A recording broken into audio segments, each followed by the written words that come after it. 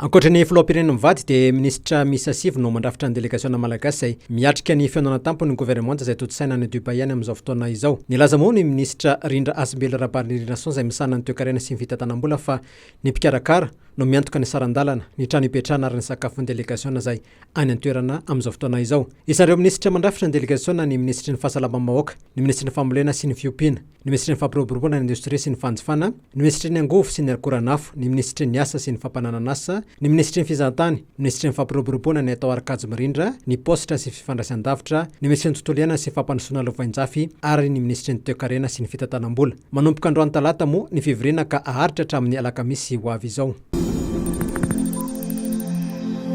Nisy fivoarana kely ny filaharany Madagasikara eo amin'ny fanondrona ny tahan'ny KOLIKOLY ny indice de perception de corruption tamin'ny taona 2024 izay navoaka ny Transparency International. Raha laharana fadimy 70 isika tamin'ny taona 2024 amin'ny firenena 20 dia laharana 20 Madagasikara ary manana isa 20. Na isany aza dia mbola voasokajy ao aminatin'ny lokomena. Izany hoe mbola ambony tahan'ny KOLIKOLY eto Madagasikara. Raha ny salanisa maneran-tany dia 50 isanjato. Raha toka 30 isanjato koa aty amin'ny faritra atsimon'ny Sahara. Izany hoe mbola latsaky ny salanisa ankapobeny misy any Madagasikara. Mbola i Danemarka no manana isambony hatreto sy 10 izay arahan'ny Finlande sy Singapour. Sudan atsimo, Somalia ary Venezuela kosa no manana isa ratsy indrindra 8, 9 ary 10 ny isazon'izy ireo.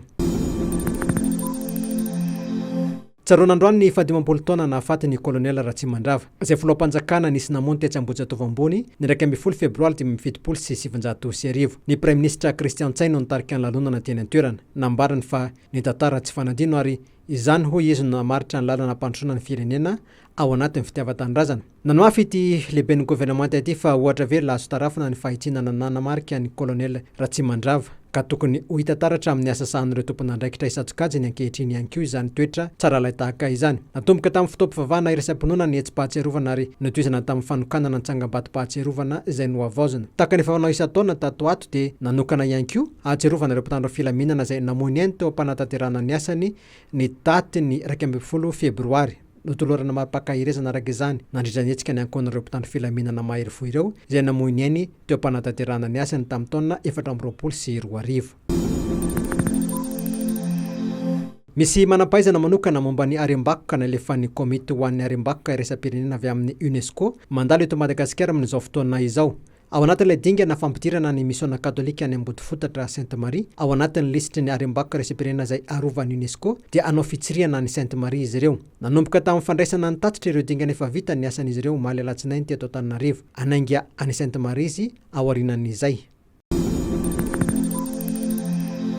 Andrasana manomboka amin'ny herinandro ity ireo mpitsirika avy amin'ny Confédération africaine ny baolina kitra ijery ny kianjan'ny Baria. Raha ny voalaza ny Ministry ny tanora sy ny FANATANJAHAN-TENA Marson Abdullah Mustafa dia tokony vitany talata avokoa ireo teboka lehibe izay notakian'ny Confédération africaine ny baolina kitra dia ny resaka filaminana mivoaka sy miditra ny kianja, ny trano fisoloana, ny kianja filalaovana na koa ireo toerana voatokana ho an'ireo olo-manan-kaja. Miankina amin'izany no ahafahan'ny kianjan'ny Baria andraindray ireo lalao iraisam-pirenena amin'ny volana Martsa ho avy izao.